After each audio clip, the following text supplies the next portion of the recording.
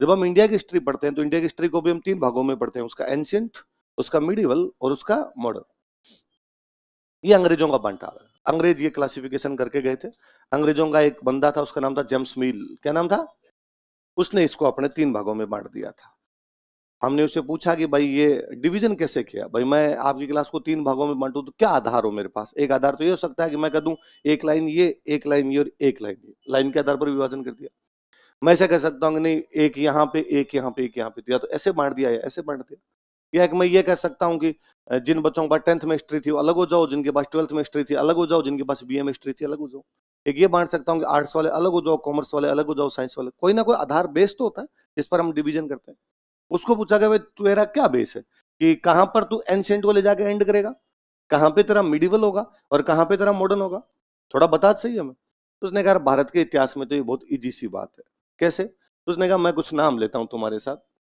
एक नाम है अभिज्ञान शाकुंतलम, एक नाम है विक्रम उर्वश्यम, एक नाम है कि कोई आपके भास भारवी स्वपन वासवदत्ता पुलकेशिन महेंद्र वर्मन नरसिंह वर्मन। तो उसने पूछा नाम कैसे लगे? हमने कहा नाम तो शानदार। उसने कहा मैं थोड़े नाम चेंज करता हूँ। उसने नाम चेंज किए। उसने कहा यहिया बिन अहमद सरहिंदी, तारीख मुबारक शाही, शमसेफ सिराज अफीफ, तारीख फिरोज शाही, बाबरनामा, बाबर, तबकात नासिरी, ताजुल मासिर, हसन निजामी, अबू बकरी सामी, फुतुह उस सलातीन। अब की बार हमने कहा हालात बदल गए, पूरा चेंज कर दिया। उसने कहा रुको अभी आगे और सुनो। उसने फिर कुछ नाम सुनाया हमें, Asiatic Society of Bengal, Vernacular Press Act, Wood speech, Lord Lytton, Lord Canning, Lord Ripon. इस बार कैसे लगे? हमने कहा इस बार फिर चेंज है। उसने कहा एग्जैक्टली, जो मैंने पहले नाम लिए वो संस्कृत में थे, वो तुम्हारा कौन सा है? एंशियंट। मैंने फिर जो नाम लिए वो फारसी में थे, वो तुम्हारा कौन सा है? मिडिवल। मैंने फिर जो नाम लिए वो इंग्लिश में थे, वो तुम्हारा कौन सा है? मोटा मोटा ये था कि जब भारत में हिंदू राज कर रहे थे वो तुम्हारा एंशियंट है, जब भारत में मुस्लिम एरा शुरू होता है वो तुम्हारा मिडिवल है, जब भारत में अंग्रेज आ गए थे वो तुम्हारा। पहले बड़ी बात, 3 चीजें हो गई।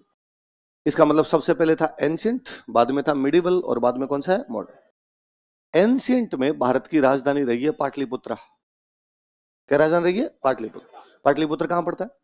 बिहार। पटना, जिसको हम पटना कहते हैं आजकल, बिहार में। अच्छा, वहां क्यों राजधानी? क्योंकि शुरुआत में मनुष्य जब कभी भी कहीं भी रहना लगा होगा तो उसकी बेसिक नीड क्या थी? खाना और पीना। सबसे पहले मनुष्य जहां कहीं बसा होगा तो खाना पीने पे ध्यान दिया होगा। खाना पीना ज्यादा अच्छा कहाँ मिल सकता है? तो 2 नीड थी, नदियां हो और मैदान हो। नदियां होगा तो पीने का प्रबंध ढंग से, मैदान होगा तो खेती कर लेंगे। और ये यूपी बिहार में हो सकता था। वो पूरा प्लेन इलाका पड़ा है, इसलिए शुरुआत का मनुष्य उधर ज्यादा बसा होगा, उधर बसावट ज्यादा रही होगी। ज्यादा बसावट रही तो वहां पे राज्य भी बने होंगे, राज्य बने तो वहां राजा भी बने होंगे, तो राजा की कोई राजधानी भी बनी होगी, तो राजधानी उनकी कौन सी रही होगी? पटना। क्योंकि अपने इन दोनों चीजों में कहीं ना कहीं कमी थी। अपने यहाँ पानी भी कम था, इतना यूं सीधा मैदानी इलाका भी नहीं था। पूरा 2/3 भाग तो मरुस्थल पड़ा, पूरा पूरा हाड़ोती वाला पूरा पठार आ गया, मेवाड़ वाला पूरा एकदम हिली एरिया आ गया, माउंटेन्स आ गए। ले देखिए जयपुर और जयपुर के आसपास में प्लेन जरूर था, बाकी ज्यादातर में अपने प्लेन वाला इलाका भी नहीं मिल रहा। अपने यहाँ पर इतने बड़े राज्यों का निर्माण नहीं हुआ जितने बड़े राज्यों का निर्माण यूपी बिहार साइड में हुआ। तो उनका ये था, एंशियंट टाइम के अंदर सभ्यता उधर ज्यादा है, अपनी तरफ में कम है, इसलिए अपना एंशियंट का इतिहास भी कम है। आप देखो एक बहुत बड़े राजा का नाम सुनते हो, अशोक। नाम सुनते हो अशोक? और आपने 10th तक भी पढ़ा होगा अशोक ने कलिंग पर आक्रमण किया था। कलिंग का मतलब उड़ीसा। कलिंग का मतलब उड़ीसा। अशोक पटना का राजा है, उड़ीसा पर अटैक कर रहा है। आप पढ़ते हो कि उसने 1 लाख लोग मार दिए थे, 1.5 लाख लोगों को गिरफ्तार कर लिया था। आपने कभी कभी पढ़ा किसी भी बुक के अंदर कि अशोक ने करौली पर अटैक कर दिया, या अशोक भरतपुर की तरफ आ गया था? क्योंकि अपने यहाँ पर इतनी सभ्यताओं का विकास ही नहीं। हाँ, थोड़े बहुत रेफरेंस मिलते हैं। हमें मिलता है कि हमारे जयपुर के पास एक जगह बेराट, कौन सी जगह है? और यहाँ से अशोक के 2 अभिलेख मिले। था, अपने भी था इधर, पर इतना असर नहीं जितना उस साइड के अंदर था। लेकिन धीरे धीरे जब मनुष्य समझदार हुआ तो उसे लगा कि यार मेरे पास इकोनॉमी के दूसरे रिसोर्सेज भी हो सकते हैं, केवल एग्रीकल्चर ही क्यों, मैं ट्रेड कर सकता हूँ, व्यापार कर सकता हूँ। मैं कुछ चीजें खरीदूंगा बेचूंगा, मैं यहाँ से अफगानिस्तान व्यापार कर सकता हूँ, मैं यहाँ से ईरान व्यापार कर सकता हूँ, मैं यहाँ से मध्य एशिया की तरफ व्यापार करता हूँ। और मध्य काल में धीरे धीरे जब मुसलमानों का राज आया तो भारत की राजधानी भी चेंज होगी। राजधानी आ गई दिल्ली। राजधानी कौन सी आ गई? दिल्ली। जब दिल्ली राजधानी आएगी ना तो आप ठीक नीचे हो दिल्ली के, इसलिए दिल्ली में जो कोई राजा बनेगा वो राजस्थान के अंदर आने का प्रयास करेगा। राजस्थान की तरफ आने का प्रयास करेगा तो राजस्थान वाले उनसे लड़ेंगे, या तो लड़ेंगे या संधि करेंगे। 2 ही चीज होगी, कुछ ना कुछ तो होगा, या तो आपस में टकराएंगे या आपस में मिल जाएंगे, ऐसा कुछ ना कुछ होगा। इसलिए इस मध्य काल में अपना खूब सारी हिस्ट्री है। मतलब मैं आपको कहूं कि हम जब आपको एंशियंट इंडिया की हिस्ट्री पढ़ाएंगे, एक महीने पढ़ाएंगे, एक रजिस्टर भरवा देंगे, पर उसमें राजस्थान का नाम ही नहीं आएगा कहीं। ले दे के 4-5 जगह राजस्थान का नाम आएगा, उसमें भी सर आपको कह सकते हैं ये तुम राजस्थान जीके में पढ़ लेना।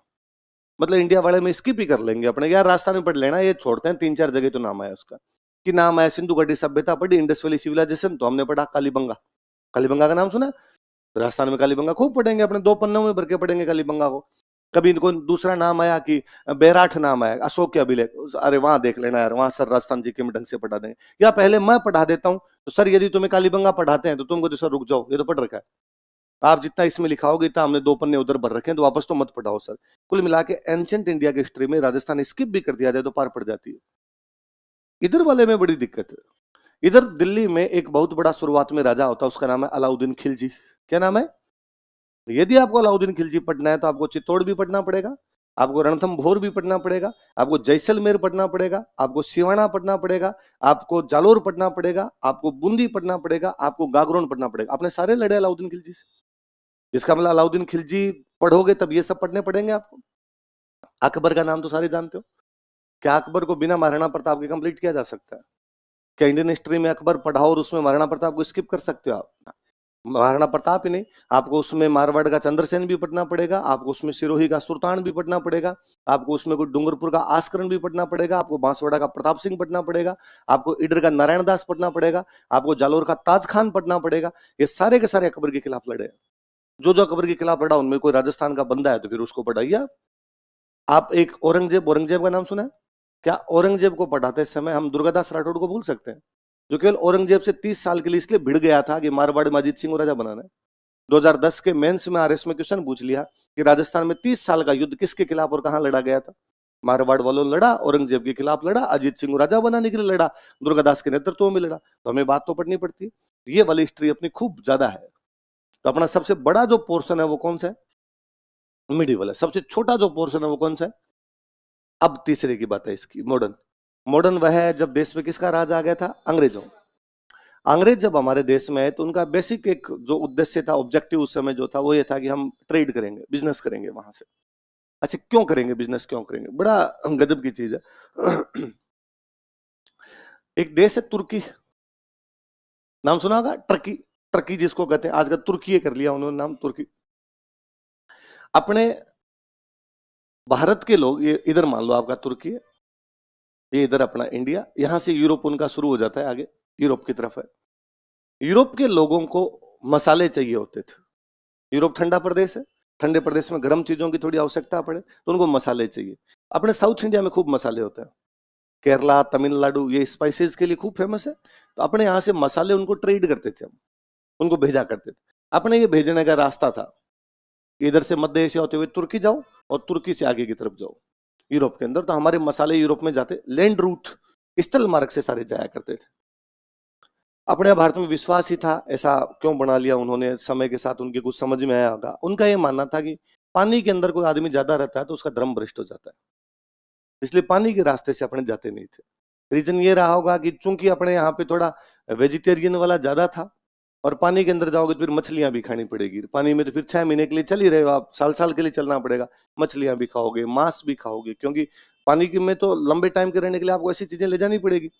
और लोगों को लगता था यार कोई ये मांस मछली खाए तो उनका धर्म क्या हो जाएगा, भ्रष्ट, इसलिए जाते नहीं थे। लैंड रूट से, इधर से लैंड रूट से जाएंगे, हमारा साथ में जो कुछ हो जगह ले जाएंगे, रास्ते में बना लेंगे, रास्ते में खा लेंगे, इसलिए पानी वाले में जाते नहीं, ये रूट जाते।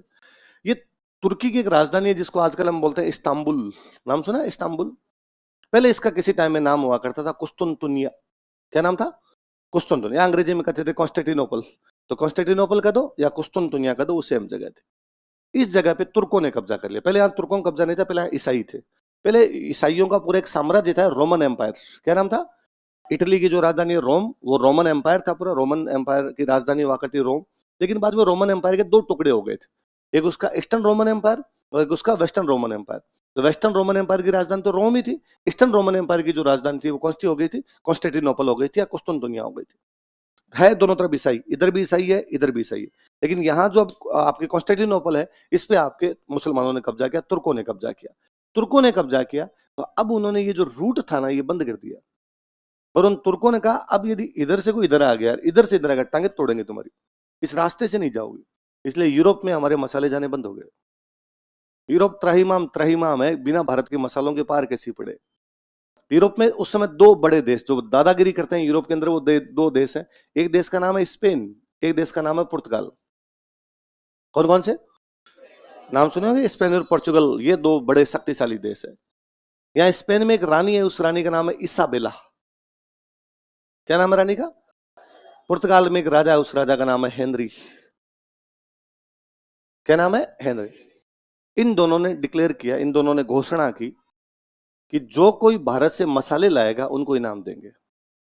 आओ हमारे पास और भारत से क्या लेके आओ? मसाले। कहाँ घोषणा की जा रही है? स्पेन और पोर्चुगल में। क्या भारत की कंडीशन रही होगी कि मसालों के लिए मर रहे हैं? पर कौन आए, कैसे आए? इन्हीं दिनों में कोई एक लड़का है, एक दिन घर में आमलेट खाने के लिए बैठा, तो उसने अपनी माँ को कहा कि मम्मी था फीका आमलेट क्यों लेके आई, भाई नहीं रहा है मेरे को। तो उसकी माँ ने रसोई से ताना मारा वापस, इतने स्पाइसी आमलेट खाने हैं ना तो भारत ढूंढ ले, जब मसाले आ ही नहीं रहे तो आमलेट में मसाले डालूं कहां से। उस बच्चे ने ईगो पे लिया उस बात को, वो इस रानी के पास गया इसाबेला, और इस इसाबेला को जाके उसने कहा कि मैं भारत ढूंढ दूंगा तेरे को। तो इसाबेला ने कहा ये पड़ा जहाज, पानी वाले रास्ते से जा, क्योंकि इस रास्ते से तुर्क जाने नहीं देते, पानी वाले रास्ते से जा और ढूंढ के आ जा। तो उसने कहा ठीक है। वो बेचारा अपनी जहाज लेके निकला निकला निकला, पानी पानी में चलता जा रहा है चलता जा रहा है। अचानक एक जगह उसको लोग दिखाई दिए खूब सारे। उसने कहा यस इंडिया आ गया, इंडिया आ गया, इंडिया आ गया। उन लोगों ने कहा तुम गलत आ गया, तेरे को जाना चाहिए था उधर, तू आ गया इधर। तेरे को जाना चाहिए था ईस्ट में, तू आ गया वेस्ट में।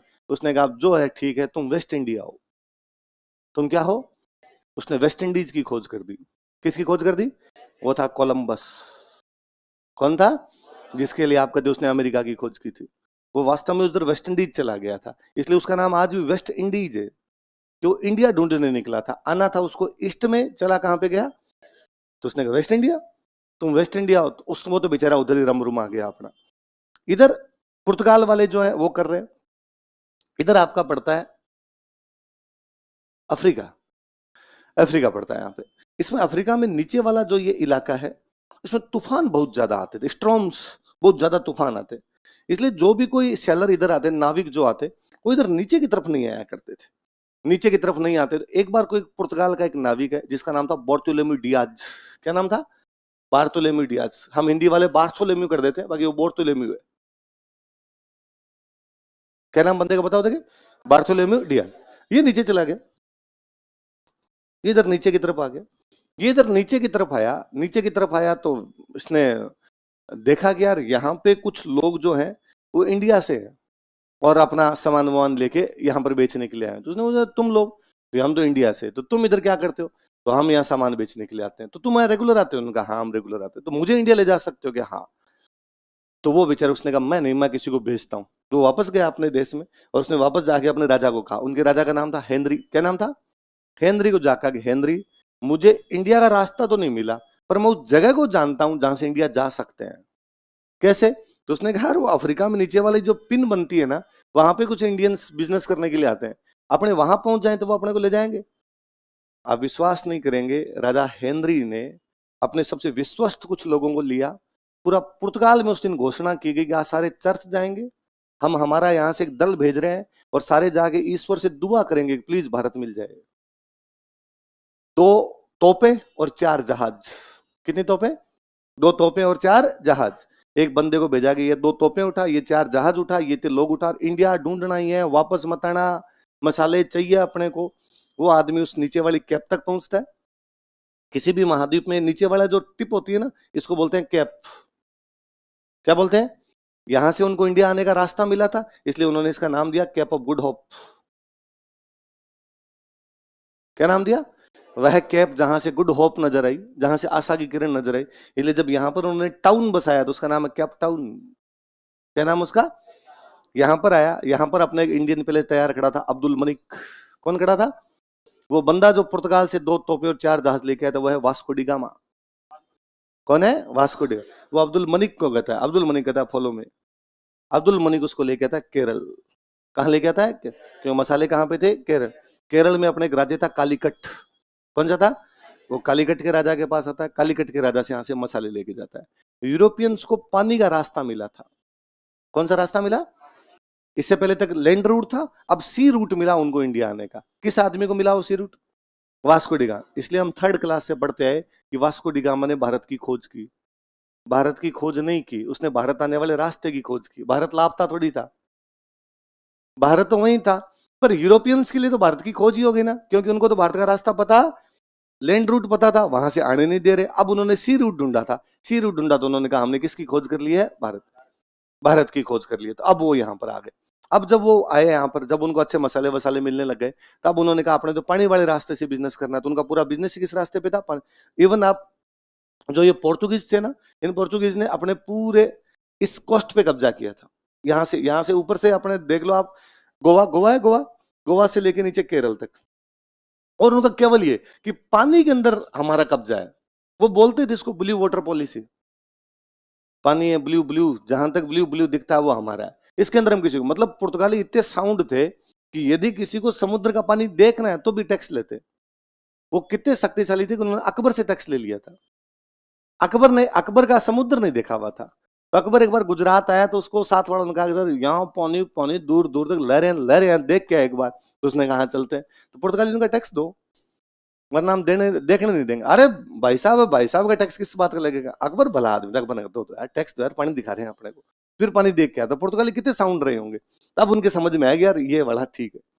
अब पुर्तगालियों के बाद में थे डचों के बाद आए अंग्रेज। अंग्रेजों ने आपको अपना यहाँ पे जमाना है, अंग्रेजों को जमाना है। तो ये कोस्ट तो पूरा का पूरा किसके पास है? पुर्तगालियों के। तो फिर अंग्रेजों के पास बचेगा क्या? तो अंग्रेजों ने अपनी राजधानी बनाई थी कलकत्ता। राजधानी कौन सी?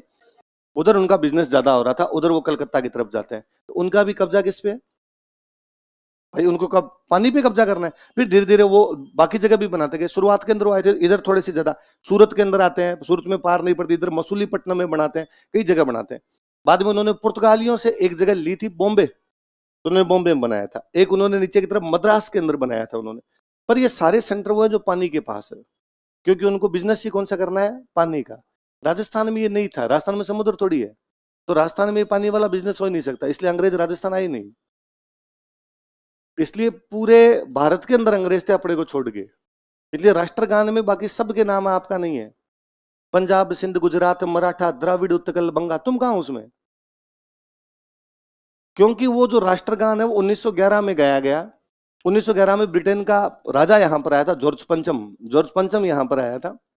उसके स्वागत में गा रहे थे हम, जनगण मन अधिनायक जया है भारत भाग्य विधाता। भारत के भाग्य के विधाता, भारत के भाग्य के विधाता कौन था? तब इंग्लैंड का राजा। हमने उसके स्वागत में कहा गए भारत भाग्य विधाता, हम स्वागत करते हैं तेरा।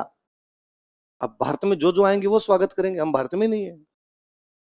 पंजाब है, सिंध है, गुजरात है, महाराष्ट्र है, द्राविड़ मतलब साउथ इंडिया है, उत्कल मतलब उड़ीसा, और बंग मतलब पूरा बंगाल और नॉर्थ ईस्ट है, हम नहीं है। इसलिए हमारा उसमें नाम ही नहीं है। इसलिए जब तक 1947 तक देश आजाद नहीं हुआ था, देश के दो भाग थे। एक वह भाग जहां अंग्रेजों का राज है, एक वह भाग जहां अंग्रेजों का नहीं राजाओं का राज है। तो जो अंग्रेजों का राज होता है उसको बोलते ब्रिटिश इंडिया, जहां पे राजाओं का राज होता है उसको बोलते प्रिंसली इंडिया। क्या बोलते? इसलिए कभी आप नोटिस कीजिए, थोड़ा सा चीजों को रिकॉल कीजिए। गांधी जी तो पढ़े हैं सबने, आपने पढ़ा कि गांधी जी ने दांडी यात्रा की, साबरमती से लेकर दांडी तक पैदल पैदल पैदल गए और नमक बना दिया जाके। पढ़ते हो? आप पढ़ते हो गांधी जी ने भारत छोड़ो आंदोलन चलाया बॉम्बे से। आपने किस दिन पढ़ा कि गांधी जी ने जैसलमेर में आके आंदोलन किया? आपने कब पढ़ा कि भगत सिंह ने बीकानेर में आके कहा इंकलाब जिंदाबाद? आपने कब पढ़ा कि सुभाष चंद्र बोस भरतपुर आए आके कहा कि तुम मुझे खून दो मैं तुम्हें आजादी दूंगा? क्योंकि अपने अंग्रेजों के अंडर ही नहीं थे। हमारी अंग्रेजों के साथ संधियां थी, दूसरे शब्दों में हम अंग्रेजों के दोस्त थे। हमने सबने संधियां कर रखी थी उनके साथ। हमें बाद में 15 अगस्त 1947 को भारत आजाद हुआ अंग्रेजों से, हम नहीं। हमारे यहाँ राजाओं का राज था, हम आजाद हुए राजाओं से, न कि अंग्रेजों से। राजाओं की अंग्रेजों के साथ संधियां थी। सीधा सीधा हमारी यहाँ की जनता का अंग्रेजों से कोई लेना देना नहीं, राजा का अंग्रेजों से लेना देना था। उसके असर हमारे पे जरूर पड़े, पर सीधा सीधा हमारा उनसे कोई भी लेना देना नहीं। इसलिए मॉडर्न में राजस्थान आता ही नहीं। हम मॉडर्न पढ़ाएंगे आपको 1.5 महीने, 1.5 रजिस्टर भरवा देंगे आपका, सिंगल जगह राजस्थान का नाम नहीं आएगा। एक जगह है, कोई पिन टेकने की जगह यूं बता देंगे राजस्थान नाम आ गया, है ही नहीं। क्योंकि मॉडर्न में पढ़ते क्या, जहां अंग्रेजों का राज है, हम अंग्रेजों के अंडर में नहीं आ रहे। अंग्रेजों के अंडर में नहीं आ रहे तो हमारा कहीं पर नाम भी नहीं आ रहा। नहीं तो अंग्रेज यहां पर कुछ कर रहे हैं भाई अंग्रेजों ने उसी जगह कुछ किया जहां अंग्रेजों का राज है। आप पढ़ोगे अंग्रेजों ने कलकत्ता, मद्रास और बॉम्बे में यूनिवर्सिटी बना दी। आप पढ़ोगे अंग्रेजों ने बॉम्बे से लेके थाने के बीच में रेल चला दी। आप पढ़ोगे अंग्रेजों ने यहां से लेके यहां के बीच में तार बिछा दिया था। आप पढ़ोगे कि अंग्रेजों ने यहां से यहां पर इस प्रकार के कानून जारी कर दिए थे, या ये प्रिंटिंग प्रेस जब्त कर ली थी, या ये अखबार निकाल दिया था। हमारे नहीं निकाल रहे। हमारी एक जगह जो अंग्रेजों के डायरेक्ट अंडर में आती थी वो थी अजमेर। वो कौन सी थी? बस अजमेर जरूर अंग्रेजों के सीधे अंडर में थी, बाकी पूरे राजस्थान का सीधा सीधा अंग्रेजों से कोई ताल्लुकात नहीं था। इसलिए इस मॉडर्न वाले के अंदर हम ही नहीं। हम पढ़ेंगे मॉडर्न, खूब लंबा पढ़ेंगे मॉडर्न, पर हम क्या पढ़ेंगे मॉडर्न में? हम ये पढ़ेंगे कि राजाओं के राज में हमारे साथ क्या क्या हुआ। हम ये पढ़ेंगे राजाओं के खिलाफ हमने आंदोलन कौन कौन से किए, क्या उन आंदोलन का रिजल्ट निकला, हमने वो आंदोलन क्यों किए थे, किसानों ने क्यों किए, ट्राइबल्स ने क्यों किए, जनता ने क्यों किए, और फाइनली हम कैसे मिले। आज का जो राजस्थान है वो कैसे बना, वो पूरी अलग कहानी है। उसका अंग्रेजों वाले इतिहास के साथ कोई लेना देना। तो 3 भाग समझे आप राजस्थान वाले। एंशियंट वो है जिसमें हमारे इतने सभ्यता का डेवलपमेंट ज्यादा नहीं है, क्योंकि सभ्यता का डेवलपमेंट ईस्टर्न तरफ है। मिडिवल वो है जब दिल्ली राजधानी बन गई तो हमारे साथ में खूब लेना देना है। मॉडर्न वो है जब हम है लेकिन हमारे राजाओं का राजा पर अंग्रेजों वाले इतिहास से हमारा लेना देना। तो 3 हिस्ट्री भी, एंशियंट, मिडिवल, मॉडर्न। सबसे बड़ी है मिडिवल, सबसे जो अपने छोटी है वो है एंशियंट, और जो बीच में इन दोनों की वो कौन सी आपकी? मॉडर्न। कौन सी है? पहले पढ़ की बात। जब अंग्रेजों का यहाँ पे राज था ना भारत में, तो खूब सारे अंग्रेज यहाँ पर नौकरी करने के लिए आते। तब ये आयरलैंड, स्कॉटलैंड सब ब्रिटेन के अधीन आते हैं ना, ब्रिटेन का राजा इन सब का राजा माना जाता। तो सारे के सारे यहाँ पे नौकरी करने के लिए आते। जॉर्ज थॉमस भी यहाँ पे नौकरी करने के लिए आ गए। ठीक वैसे जैसे आजकल अपने यहाँ के लोग नौकरी करने कनाडा जाते हैं, ये गल्फ कंट्रीज के अंदर दुबई मेरीन में खूब सारे लोग जाते हैं। अमेरिका जाता है, कोई यूके जाए, कोई ऑस्ट्रेलिया जाए, कोई न्यूजीलैंड जाए। वैसे उस समय उधर के लोग इधर नौकरी करने आते, और उनका रास्ता तो उनके लोग ज्यादा आते हैं यहाँ पे। तो एक बंदा है, उस बंदे का नाम क्या है? जॉर्ज थॉमस, जो इंडिया में नौकरी करने के लिए आ गया। पर अंग्रेजों की कोई वैकेंसी नहीं थी। उसको लगा आ तो गए, इनके वैकेंसी नहीं, अब क्या करेंगे? तो उसको लगा यार और कहीं नौकरी कर लेते हैं। तो और अंग्रेजों के अलावा फिर और कहीं भारत में किसकी नौकरी करेगा? भारत वालों के। उसमें भारत में सबसे बड़ी जो पावर थी वो थे मराठे। वो कौन थे? अंग्रेज जब आए थे तब अपने भारत की सबसे बड़ी पावर थे मुगल। सबसे बड़ी पावर कौन थे? मुगल। लेकिन मुगलों के दिन ढल गए थे, औरंगजेब के बाद मुगल बेहद कमजोर हो गए। और मुगलों के जब दिन ढले तो उनकी जगह जो राइज करते हैं, वो राइज कौन करते हैं? कौन करते हैं? मराठे। और मराठों की अंग्रेजों से लड़ाइयां चल रही, मराठों की अंग्रेजों से लड़ाइयां चल रही। अंग्रेजों के जीत का एक बहुत बड़ा कारण है टेक्नोलॉजी। अंग्रेज है ना टेक्नोलॉजी में बहुत अच्छे थे, इसलिए अंग्रेज हमसे जीते। हमारे साथ जीते युद्ध उनमें अंग्रेज बहुत ढंग से जीते। आपने कभी एक नाम सुना बक्सर का युद्ध? उसमें 7,000 अंग्रेज थे। मतलब अंग्रेजों की सेना में 7,000 थे हमारे लोग, पर वो अंग्रेजों की सेना थी। हमारी तरफ वाले थे 1 लाख। कितने थे? उन्होंने भगा भगा के मारा था। आधे दिन से पहले पहले युद्ध समाप्त कर दिया था उन्होंने। भारत के ये इधर आपके शाह आलम सेकंडर, ये जो मुगल बादशाह थे, आधे 2-3 घंटे बाद तो अंग्रेजों के पैरों में पड़े थे कि बापुड़ो छोड़ो, मार मत देना तुम। कारण कि अपने यहाँ सेना को लड़ने के कोई ट्रेनिंग वाले जैसे अभ्यास, जैसे आज होता है फौज की ट्रेनिंग होती है, ट्रेनिंग जैसा अपने कुछ ही नहीं होता। अपने ये था भाई हथियार उठाए, जिस दिन लड़ना उस दिन लड़ लेंगे। अंग्रेजों ने ये शुरू किया कि नहीं, लड़ने के तरीके होते हैं। कौन आगे जाएगा, कौन पीछे जाएगा, कैसे लड़ेंगे, कैसे पोजीशन बनाई जाएगी उसके अंदर, ये सब कुछ अंग्रेजों के था। तो टेक्नोलॉजी में बड़े आगे थे। उनके पास ऐसे हथियार थे, हल्की हल्की तोपें थी, अच्छी बंदूकें थी। हमारे पास ऐसे हथियार नहीं थे। मराठे अंग्रेजों से मुकाबला कर रहे हैं, मराठों ने हथियार बनाने शुरू किए। अंग्रेजों से लड़ना है तो अंग्रेजों जैसे हथियार होने चाहिए, पर उनको चलाने वाले कहां से लाओगे? तो मराठों ने दिमाग लगाया कि अंग्रेजों को भर्ती कर लो, अंग्रेज हमारी तरफ होने चाहिए। तो जो कोई ऐसे अंग्रेज इधर घूमते तो मराठे उसको कहते भाई उधर कितनी तनख्वाह मिलती रहे? कि 50,000, 1 लाख पकड़ लड़ इधर से। तो खूब सारे ऐसे विदेशी थे जो किसकी तरफ से लड़ते थे? किसकी तरफ से? मराठे। उनमें से एक कौन था? इसका मतलब मराठों की सेना में 2 प्रकार के लोग हैं, एक तो खुद मराठे और एक जो विदेशी आए हुए वो। अब मैं पूछूं भाई मराठे क्यों लड़ रहे हैं मराठों की सेना में? तो आप कहते हो सर एक तो उनको भी रुपए चाहिए, घर खर्चा तो उनको चाहिए किसी फौजी को। दूसरा एक ये भी है कि मराठा यदि महाराष्ट्र की तरफ से, मराठों की तरफ से लड़ रहा है, तो उसका कारण है कि मैं भाई मराठा आन बान शान की रक्षा के लिए, उसका खुद का देश है इसलिए भी तो लड़ रहा है वो। पर जॉर्ज थॉमस क्या इसलिए लड़ रहा है क्या कि मराठों की आन बान शान बचानी है? इसका सिंपल है कि अपना सपना मराठे छोड़िए को दूसरा यदि 1 लाख से 1.5 लाख देगा तो उधर चला जाएगा। तो ऐसे जो लोग होते इनको अपने यहाँ पे बोलते थे बड़ाईती। क्या बोलते? भाड़े पे आया, किराया लेके लड़ रहा। मैं मर्सिनरी, इंग्लिश वाला वर्ड ज्यादा अच्छा उसका, मर्सिनरी हुआ करते थे। तो जॉर्ज थॉमस किसका मर्सिनरी है? किसका मर्सिनरी है? मराठों। उन दिनों मराठे अपने राजस्थान में लूटपाट कर रहे थे। मराठे कहीं भी अटैक करते वहां से रुपए लेके जाते। तो मराठों ने उस समय अपने जयपुर पर अटैक किया था, उदयपुर पर अटैक किया था, बीकानेर पर अटैक किया था। और ये जो उन्होंने जयपुर उदयपुर बीकानेर के अटैक किए, उनमें उनका जो सेनापति बन के आया था वो कौन था? तो इसने मराठों की तरफ से अपने कहां कहां अटैक किए? जयपुर, उदयपुर, बीकानेर। तो ये डेली अपनी डायरी लिखता था। तो उस डायरी के अंदर ये मेंशन करता है कि मैं इन दिनों राजपूताना में हूं। इन दिनों कहां हूं? तो हम पहली बार ये राजपूताना वर्ड इसी की डायरी में पढ़ते हैं। इसने लिखा मैं राजपूताना के बीकानेर में हूं, मैं राजपूताना के जयपुर में हूं, मैं राजपूताना के उदयपुर में। तो अपने को लगता है कि यार अपने को किस नाम से पुकारते थे? राजपूताना। तो ये राजपूताना शब्द जो है राजस्थान के लिए, ये पहली बार कोई यूज कर रहा था तो कौन कर रहा था? George Thomas. कहां का रहने वाला था? कहां का रहने वाला था? ये जब मर गया, अब बड़ा गजब आदमी था। ऐसे जुझारू लोगों के बारे में पढ़ना, कभी आप गूगल करना, आज जाके जॉर्ज थॉमस के बारे में गूगल करना। क्या बंदा रहा था। एक आदमी इंग्लैंड से आता है इंडिया नौकरी करने के लिए, अंग्रेजों की नौकरी नहीं मिलती तो किसकी नौकरी कर लेता है? मराठों की। पर यह भारत में बड़ा उथल पुथल का समय था, बड़े तेजी से चेंज हो रहे थे भारत में, सत्ताएं जा रही थी, आ रही थी, पावर समाप्त हो रही थी, पावर लोगों के पास आ रही थी। उन दिनों में वह कोई भी व्यक्ति जो 2000 सैनिक बना ले अपने पास, वो दादागिरी कर लेता था। 2000 फौजी लेके कहीं लूटपाट की, पैसे लूट लाया। क्योंकि होता क्या, जब एक सेंट्रल पावर होती है तो मैनेजमेंट सही रहता है, व्यवस्था रहती है। जब सेंट्रल पावर गिरती है ना तो सब दादा बन जाते हैं। थाने में थानेदार एक ही होना चाहिए, बाकी सब सिपाही होने चाहिए। थाने में थानेदार चला जाता तो फिर सारे सिपाही थाने नहीं चला पाएंगे। अपने यहाँ सारे सिपाही बने हुए थे, तो फिर उनमें कोई थोड़ी सी सेना लिए बैठा, कोई थोड़ी सी सेना लिए बैठा है, उनमें कोई 2000 की भी सेना लेके आ गया तो राजा बन जाएगा। जॉर्ज थॉमस आयरलैंड का रहने वाला है, हमारे हरियाणा का राजा बन गया था, कब्जे कर लिए थे इसने। हांसी, हांसी नाम सुना? हरियाणा में हांसी, हांसी राजधानी थी इसकी। वो तो मैं ऐसे लोगों के बारे में वाकई पढ़ना चाहता हूँ यार, क्या जुझारू लोग थे। अब इस बात को ना कभी इमेजिन कीजिए कि यहां से कोई बंदा जाए ऑस्ट्रेलिया पे कब्जा कर ले, कोई इंडियन। मैं कहता हूं, जब हमने यह भी पढ़ा था ना कभी कि इंग्लैंड का राष्ट्रपति ऋषि सुनक बन गया, तो भी गूज बम्स हुए थे। अरे यार, वो इंग्लैंड जो 70 साल पहले हम पे कब्जा किए बैठा था, उस इंग्लैंड का प्रधानमंत्री हमारा आदमी है, उसकी चमड़ी गोरी नहीं है। जिन अंग्रेजों ने पूरी दुनिया के साथ इस बात का भेदभाव किया कि हम गोरे हैं, हम श्रेष्ठ हैं, तुम गोरे नहीं हो, तुम्हारी चमड़ी काली है, वो एक काला वहां पर बैठा है, गोरे सामने खड़े होते हैं।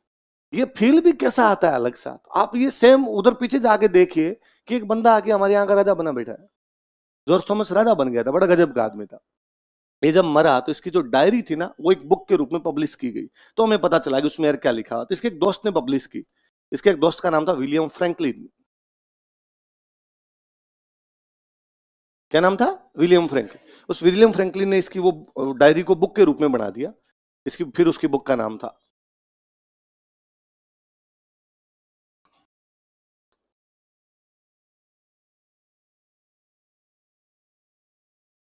क्या नाम है? पढ़ो देखे, military memoirs of George Thomas. क्या नाम बताओ? Military memoirs of George Thomas. Military, वो सैनिक के रूप में आया था तो मिलिट्री के रूप में काम किया भाई, युद्ध कर रहा था मिलिट्री। मेमोर्स, मेमोरी, उसकी यादें, उसकी मिलिट्री के रूप में जो भी यादें थी, किसकी?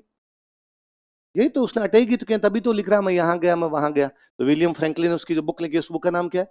Military memoirs of George Thomas. बचपन में आपने एक कहानी सुनी होगी कि एक बार एक राजा है, वो लगातार कई युद्धों में हार गया। वो सोच रहा है कि यार अब तो मेरा सब कुछ ही समाप्त हो गया, पार नहीं पड़ेगी। एक गुफा के अंदर लेटा हुआ है और पड़ा पड़ा सोच रहा है कि यार मर जाए तो ठीक है, इससे अच्छा। और तभी वो गुफा की छत पे देखता है एक मकड़ी ऊपर चढ़ती है, गिर जाती है, फिर चढ़ती है, फिर गिर जाती है, फिर चढ़ती है, फिर गिर जाती है। राजा को मजा आया उसमें। राजा देखो, मकड़ी 14 बार गिरी, 15वीं बार चढ़ गई। उसको लगा यार ये 14 बार के बाद भी हार नहीं मानी, लगातार कोशिश की, तो मैं क्यों हार मान गया? राजा वापस लड़ना चाहता है। उस राजा का नाम था रॉबर्ट ब्रूस फुट। क्या नाम था? रॉबर्ट ब्रूस फुट नाम का राजा था वो। उस राजा को एक बार दुश्मनों ने पकड़ लिया, तो उसका एक सेनापति उसको बचा के लाता। उस सेनापति का नाम था जॉन। क्या नाम था? जॉन। रॉबर्ट बड़ा खुश हुआ, उसने जॉन को कहा, जॉन मैं तुम्हें एक उपाधि देता हूं। उसने जॉन को एक उपाधि दी, नाइट बेरोनोट। कौन सी उपाधि दी? नाइट। अंग्रेजों की उपाधि होती है नाइट बेरोनोट। नाइट मतलब वहां योद्धा, लड़ने वाले वॉरियर्स जो होते हैं उनको नाइट बोलते हैं, नाइट बेरोनोट। जैसे अपने परमवीर चक्र, महावीर चक्र मिलते हैं, तो वहां नाइट बेरोनोट। जिनको नाइट बेरोनोट की उपाधि मिलती, उनको गले में एक डालने के लिए लॉकेट मिलता था। उस लॉकेट पे लोमड़ी बनी होती थी। क्या बनी होती? लोमड़ी। लोमड़ी समझते हो? लोमड़ी क्या बनी होती? फॉक्स, फॉक्स जिसको आप कहते हो, लोमड़ी बनी होती। लोमड़ी को स्कॉटलैंड की भाषा में, स्कॉटलैंड की भाषा स्कॉटिश, लोमड़ी को स्कॉटिश भाषा में बोलते हैं टोड। क्या बोलते हैं? टोड।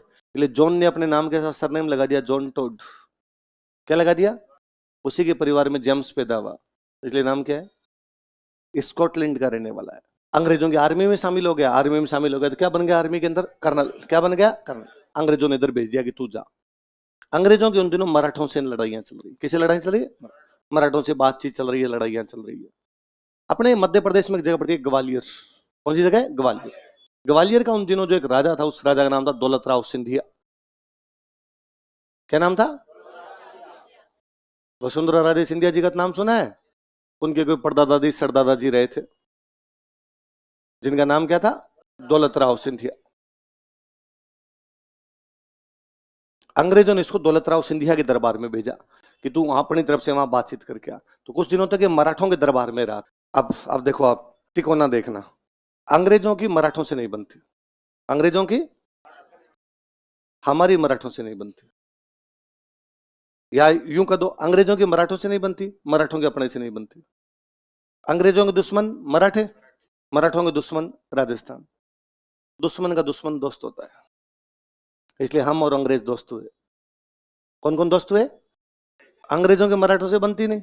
मराठे राजस्थान में लूटपाट करते हैं, अपने मराठों से परेशान। ये देखो ऊपर हमने पढ़ा है, मराठों का सेनापति जॉर्ज थॉमस आया, जयपुर उदयपुर बीकानेर पर अटैक करके चला गया। हम मराठों से परेशान है, इसलिए अंग्रेजों ने हमसे बातचीत की कि हम, अंग्रेज मराठों से लड़ रहे हैं। अंग्रेजों ने कहा हम मराठों से लड़ रहे हैं, तुम? हमने अंग्रेजों को कहा कि अंग्रेजों तुम संघर्ष करो, हम तुम्हारे। तो अंग्रेजों की तरफ से जो बातचीत करने के लिए आया था, वो बंदा कौन था? कौन था? जेम्स टोड था। ये मराठों के साथ रहा, इसको सब कुछ पता चला गया, राजस्थान वालों का यही है मैटर, ऐसा ऐसा कुछ चल रहा है, ये किया जा सकता है। तो अंग्रेजों ने इसको अपने से बातचीत करने के लिए भेजा, मतलब ये अंग्रेजों का एजेंट था। अंग्रेजों का, अच्छा, वो लड़ाई झगड़े की बात करने आया है। लड़ाई झगड़े की बात होती है, पॉलिटिकल होती है, सोशल होती है? पॉलिटिकल बातें होती है ना, लड़ाई झगड़े तो सारे। तो अंग्रेजों का पॉलिटिकल एजेंट था। अंग्रेजों का कहां बातचीत करने के लिए? राजस्थान। अपने राजस्थान में ज्यादातर राज्य कैसे थे? राजपूत। तो इसके लिए नाम ही दिया गया कि पश्चिमी राजपूत राज्यों का पॉलिटिकल एजेंट। क्या नाम दिया गया? अपने भारत के कौन से इलाके में? पश्चिम। तो पश्चिमी राजपूत राज्यों का पॉलिटिकल एजेंट। बड़ा गजब आदमी था। यहाँ आया, अपने राजाओं से बातचीत की, राजाओं से कहा कि भाई राजाओं, हम अंग्रेजों से लड़ रहे हैं, क्या तुम हमारे साथ हो? अपने राजाओं ने कहा हम साथ हैं। तो इसने अंग्रेजों से अपनी संधियां करवाई। तो अंग्रेजों से संधियों की बातचीत करने के लिए जो बंदा आया था, वो बंदा कौन था? टोड। तो जब बातचीत हो गई, हम अंग्रेजों के दोस्त बन गए, तो अंग्रेजों ने इसको कहा कि तू कुछ दिन इंडिया, वहीं राजस्थान रह जा। भाई होता क्या था, अंग्रेजों की राजधानी है कलकत्ता। हमारे एक राजा ने संधि की, हमारा राजा बैठा मान लो करौली, भरतपुर, टोंक, जैसलमेर, बीकानेर, जोधपुर बैठा है। तो हमारे राजा ने कहा कि भाई राजा तुम्हारा तो कलकत्ता बैठा है, तुम्हारा गवर्नर जनरल तो कलकत्ता बैठता है, हम उससे बातचीत कैसे करेंगे? तो अंग्रेजों ने कहा हमारा एक बंदा तुम्हारे राजस्थान ही रहेगा, कोई समस्या तो उसको बता देना, वो हमें बता देगा। तो वो बंदा अपने जो राजस्थान बिठा दिया गया, वो कौन बिठाया गया था? Colonel James Tod. कौन बिठाया गया? कर्नल। अंग्रेजों के आने के बाद एक काम बड़ा अच्छा हुआ, अंग्रेजों के आने के बाद लड़ाइयां बंद हो गई। अंग्रेजों के आने के बाद लड़ाइयां नहीं है, क्योंकि अंग्रेज करते थे बिजनेस, और जो आदमी बिजनेस करता है ना, वो कभी लड़ाई झगड़ा नहीं करता। दुकानदार मरे लड़ाई झगड़ा नहीं करे। आप दुकानदार को जाके 10 गालियां भी निकाल दोगे ना, तो भी नहीं बोलेगा सामने। वो जानता है क्या, धंधा खराब हो जाएगा, फालतू की पंचायती नहीं करनी। मैं इकोनॉमी पढ़ाने के लिए विजय सर आएंगे, तो विजय सर बता रहे थे कि वो उधर महाराष्ट्र में उनकी जॉब की हुई, पुणे में जॉब की हुई, क्योंकि वहां अपने मारवाड़ी खूब रहते हैं। मारवाड़ी सब जगह, पूरे भारत का बिजनेस यदि कोई करते हैं तो मारवाड़ी करते हैं। जहां ना पहुंचे बैलगाड़ी, वहां पहुंच गए मारवाड़ी। तो कि वहां जो त्योहार वगैरह आते हैं ना, मतलब गणेश चतुर्थी आ गई, तो यूं गली मोहल्ले वाले थोड़े गुंडे टाइप के जो लोग होते हैं, वो वहां पे चंदा लेने आते हैं। तो वो कोई एक दादा टाइप का आदमी आगे चलता हुआ रहेगा, पीछे 10 एक भाई और चलते रहते हैं उसके, चंदा दो चंदा दो। अपना जो मारवाड़ी होता है ना, वो देखता भी नहीं है, वो इधर है, वो इधर खड़े है। वो उधर से मुनि को कहता है 50 रुपए दो, वो उधर, अरे 50 में क्या होगा, इस बार तो 100 लगेगा, हाँ 100 दे दे, खत्म। नजर ही नहीं मारनी, कोई माथा पच्ची नहीं, क्यों लेके जा रहा है, क्यों नहीं लेके जा रहा, फालतू माथा पच्ची की। 10 मिनट खराब होंगे, ये जोर से बोलेंगे, ग्राहकों के सामने इज्जत जाएगी। 100 रुपए तो लेके जा रहा है, जा, तेरी औकात 100 की रहनी है। तू अगली बार फिर 100 लेके जाएगा, 150 बढ़ा लेगा, मेरे बिजनेस है, अपने और आगे जाएंगे। तो अब जो बिजनेस करता है वो लड़ाई झगड़े में कभी नहीं पड़ता। तो अंग्रेजों ने सबसे पहले लड़ाई झगड़े बंद किए। पहले तो उन्होंने भारत वालों को कहा कि आपस में नहीं लड़ोगे, और आपस में लड़ोगे तो हमसे पूछ के लड़ोगे। तू यदि इससे लड़ेगा तो तेरी तरफ से भी लड़ने हम जाएंगे, इसकी तरफ से भी लड़ने हम आएंगे। अब जब दोनों तरफ से अंग्रेजी लड़ने के लिए आएंगे तो लड़ेंगे ही क्यों? तो लड़ाइयां पूरी करवाई बंद। एक तो अपने वाले आपस में लड़ते, फिर अपने पे अटैक होते नॉर्थ वेस्ट से, अफगानिस्तान से कोई अटैक करने के लिए आ गया, ईरान से कोई अटैक करने के लिए आ गया, दिल्ली कभी कोई नादिर सा आ गया, कभी अहमद शाह अब्दाली आ गया, कभी कोई तैमूर आ गया। अंग्रेजों ने उधर अपनी सेना लगाई, और सेना लगा के उधर जो अब्दाली नादिर से आ रहे थे उनको कहा भारत की तरफ देख लिया, टांगे तोड़ देंगे तुम्हारी। सिंगल आदमी को अटैक नहीं करने दिया है, पूरा का पूरा शांति लेके आए एकदम इस मामले के अंदर। तो लड़ाइयां तो अंग्रेजों ने करवा दी बंद। तो अब पॉलिटिकल एजेंट बैठा बैठा क्या करे? तो फिर ये अपने मंदिर घूमता, अपने किले घूमता, अपनी बिल्डिंग्स देखता, अपनी किताबें पढ़ता, अपनी पेंटिंग्स पढ़ता। इसको अब कोई एक मंदिर देखने गया तो इसने जाके देखा वो मंदिर साइड से टूटा हुआ है। तो उसने पूछा कि यार ये टूटा कैसे? तो किसी ने बताया साहब पहले तो पूरा ही था मंदिर, लेकिन बाद में एक अटैक हुआ तुर्कों का और तुर्क तोड़ गए। तो आधा ही कैसे टूटा? के साहब लड़ लिए थे हम। तो वो कितने लोग आए थे? कि उनके लोग तो 700 आदमी आए थे, तुम्हारे यहाँ पे कितने थे? कि 150। फिर की लड़ लिए जाके, 150 तो मरे, पर उनके 450 मार गए थे, तो बाकी 250 भाग गए। उन्हें लगा बाकियों को और मारेंगे। तोड़ को इस कहानी में मजा आएगा, कैसे हो सकता है कि 150 लोग 750 से भिड़ने के लिए चले गए? क्या उनको मौत का डर नहीं लगा? ना साहब मौत क्या है, मंदिर बचाने के लिए लड़े। तोड़ ने से सैकड़ों कहानियां सुनी, उसने उन कहानियों को लिखना शुरू कर दिया। उसके लिए बड़ा रोमांच था इस बात का, इस धरती के लोग ऐसे कैसे हो गए थे जो इस बात के लिए लड़ गए कि गाय के लकड़ी कैसे मार दी, इस बात के लिए लड़ गए कि हमारे इस मूर्ति को क्यों तोड़ दिया गया, इस बात के लिए लड़ गए कि हमारे खेत में कदम ही किसी ने क्यों रख दिया था, इस बात के लिए लड़ गए कि खेत का तो मतीरा भी नहीं तोड़ने देंगे। टोड को बड़ा रोमांचित था टोड कि यार कैसे लोग थे जो इन इन चीजों के लिए, अपने स्वाभिमान की रक्षा के लिए, कोई इस बात के लिए लड़ गया, किसी दूसरे ने उसको गंवार कह दिया था, उन्हें गला काट के फेंक दिया उसका। यार गंवार कैसे कह सकता तू मेरे को? टोड उनको लिखता है, टोड को भाषा नहीं आ रही, दिक्कत दूसरी है।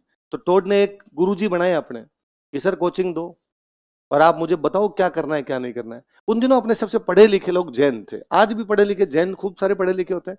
उसने जो अपने गुरुजी बनाए उनका नाम था ज्ञानचंद्र। क्या नाम था? जैनों के जो मुनि होते हैं उनको बोलते यति।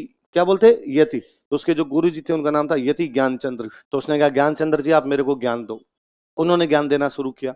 अब टोड उन बातों को सबको लिखना शुरू हुआ।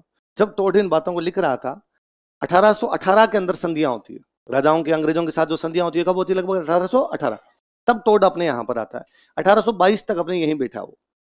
जब वो 1822 तक यहीं पर बैठा है, उन दिनों में वो 4 साल में, जब अंग्रेज 4 साढ़े 4 साल रहा था लगभग, वो जब अंग्रेजों से मिलने जाता, बड़े अधिकारी उस पर रिपोर्ट, एजेंट का काम है ऊपर रिपोर्ट करो जाके, वो रिपोर्ट करने जाता, बाकी अंग्रेज मिलते, पूछते क्या राजस्थान में तो गर्मी बहुत ज्यादा है, तेरा मन लग जाता है क्या? उसने कहा मन मेरा तो जी करता है वहीं बस जाऊं।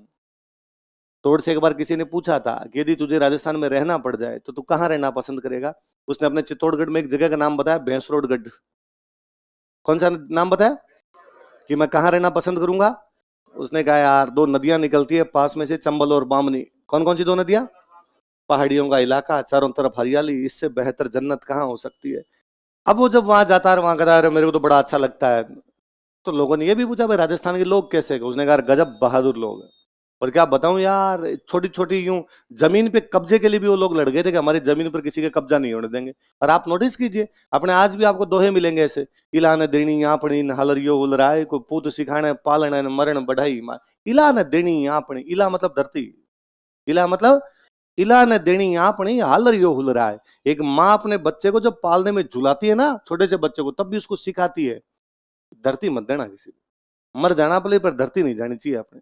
तो यार छोटे छोटे बच्चों को घुटियां पिलाई जाती है, 15-16 साल का तो तलवार लेके बाहर खड़ा हो जाता है कि इधर आके देखे देखे जमीन पे कदम रखा तो कदम काट लूंगा मैं तुम्हारे। तो अंग्रेजों ने कहा ये तो गजब बहादुर लोग। उसने कहा शानदार, बड़े जोरदार लोग हुए हैं ये। तो अंग्रेजों ने कहा पर अपने से तो कम ही बहादुर होंगे। तोड़ने का धीमे बोलो, ये चुपचाप बैठे होते ठीक है, जिस दिन खड़े हुए ना अपने को मारेंगे। आप विश्वास नहीं करेंगे, अंग्रेजों को डाउट हुआ कि टोड राजस्थान वालों के साथ मिलकर अंग्रेजों पर अटैक करेगा। अंग्रेजों को लगने लग गया कि राजस्थान वाले तो भगवान जाने अंग्रेजों पे अटैक करेंगे नहीं करेंगे, टोड उनको कह के करवा देगा, तुम शक्तिशाली हो, तुम कुछ भी कर सकते हो। कोई जाग गए तो अपने दिक्कत करवाएंगे, इसलिए टोड का जबरदस्ती ट्रांसफर किया गया लंदन वापस। तू इंडिया नहीं रहेगा, तू राजस्थान नहीं रहेगा, तू वापस जा। उसने कहा यार मेरे को बुक कंप्लीट करनी है, कहते नोट्स इकट्ठे कर, जा यहां से, वहां जाके लिखना, यहां तो तेरे को रहने। 1823 में टोड का जबरदस्ती ट्रांसफर कर दिया गया। फिर उसने अपनी जो बुक पूरी लिखी जो है ना, यहाँ पे वो नोट्स वगैरह तैयार करके लेके गया, पूरी जो लिखी उसने वो कहां पे जाके लिखी है, लंदन। 1823 में जाता है, 6 साल बाद अपनी बुक का फर्स्ट पार्ट पब्लिश करता है।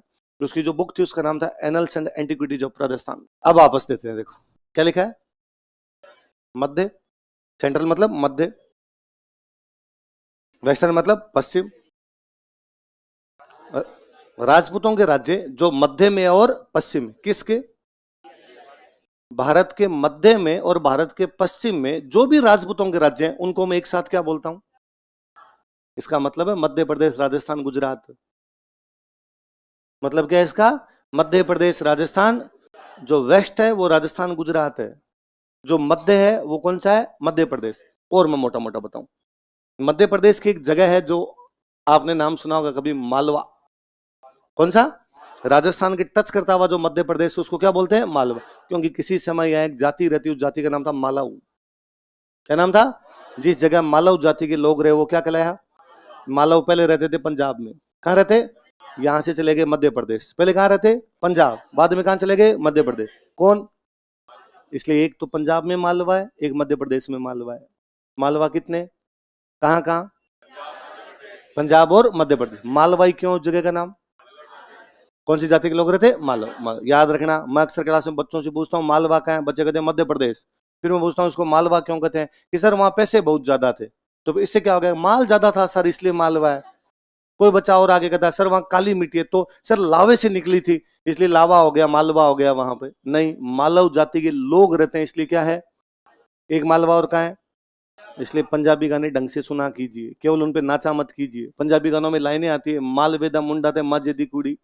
अपने जैसे यहाँ पे मेवाड़, मारवाड़, ढूंढाड़, वागड़, आमेर, वहां पर है मालवा, माझा, दोआबा, वहां इलाकों के नाम है। जहां दो नदियां मिलती है दोआब, तो वो दोआबा, ये आगे इधर निकल जाए उससे तो मालवा। अपने राजस्थान की टच करता हो पंजाब वाला इलाका माझा, तो उनके इलाकों के नाम है माझा, मालवा, दोआबा। जैसे अपने तो महाराष्ट्र का, मध्य प्रदेश का क्या ले लो, मालवा।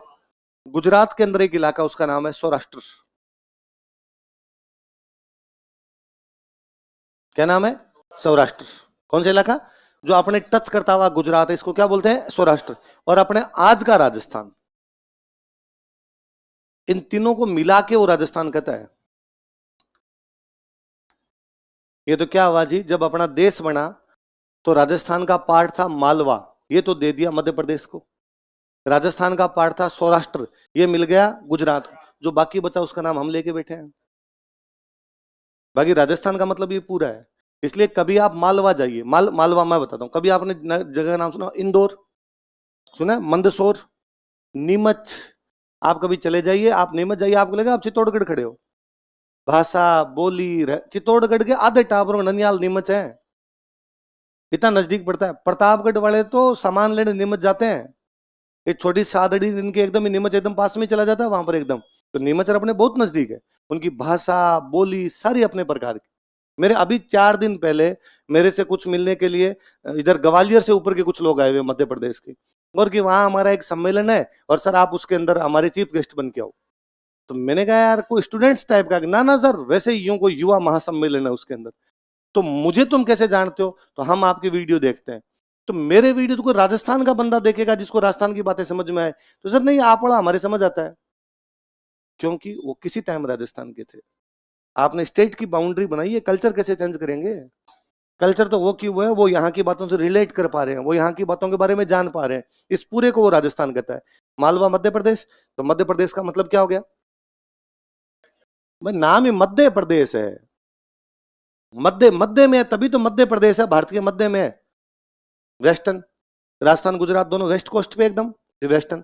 तो उसने कहा मध्य प्रदेश और पश्चिम, सॉरी मध्य भारत और पश्चिमी भारत के जो भी राजपूतों के राज्य हैं उनको मैं एक साथ क्या बोलता हूं। तो बुक का नाम बोलो, वो ऊपर वाली बुक का नाम बोलो। इसी का एक नाम और, central and western Rajput states of India. क्या नाम है,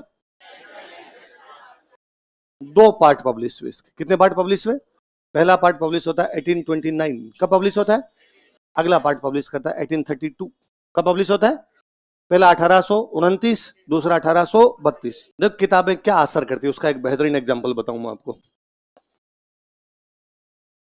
मैं ना परसों संडे को मैं जोधपुर आईआईटी के कार्यक्रम में था।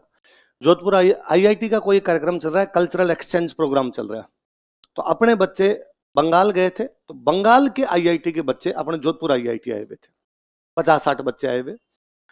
तो उनके लिए कार्यक्रम ऑर्गेनाइज किया गया कि इनको राजस्थान के बारे में बताया जाए कि राजस्थान क्या है, ताकि बंगाल के लोगों को हमारे बारे में पता चले।